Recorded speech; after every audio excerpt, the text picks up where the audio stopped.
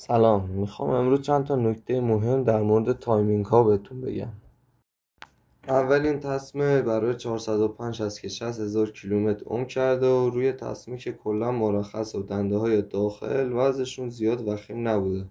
از نظر من 60,000 کیلومتر بسته و ارزش ریسک نداره.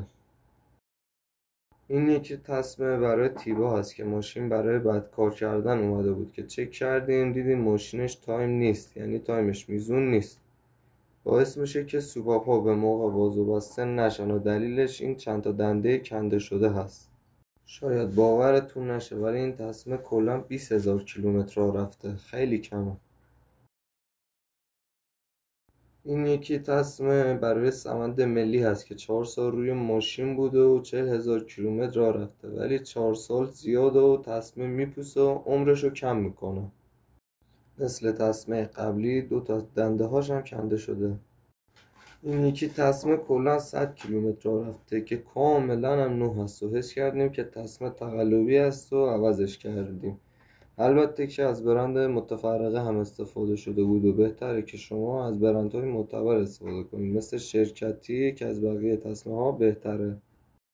تصمیم نباید انبار خوابیده باشه چون تصمیم بعد 3 سال میپوسه و عمرش کم میشه و بهتره که از فروشگاه های مطمئن خرید کنید. نکته بعدی در مورد لوازم جانبی تصمیم هست، مثل بولبرینگ ها که باید تعویض بشه چون بولبرینگ های الان 2 تا تصمیم رو جواب نمیدن. اگه خورد بشه انگار که تصمیم پاره شده و ماشین سوپاپ میزنه. بهتره که از برندهای معتبر دوباره مثل شرکتی استفاده کنید و گول حکاکی های روی بولبرینگ رو نخورید و فقط شرکتی استفاده کنید. این یکی بولبرینگ برای تیبا هست که TBC روش خورده ولی تقلبی هست چون کلا 5,000 کیلومتر کار کرده ولی صدای زیادی داره، نشد که صداش رو براتون ضبط کنم.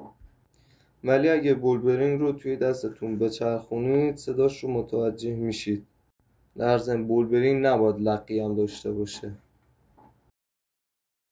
نکته بعدی برای ماشین های فرانسوی مثل 405 و 206 هست که بجز بولبرینگ ها واتر پمپ هم با تصمیم تایم میچرخه، برعکس ماشین های سایپا و موتور ملی. حالا که تایم باز شده بهتر که واتر پمپ هم چک بشه، اگه صدا یا لقی داره باید عوض بشه چون اگه واتر پمپ خورد بشه ماشین سوپاپ میزنه و کسی شوخی نداره.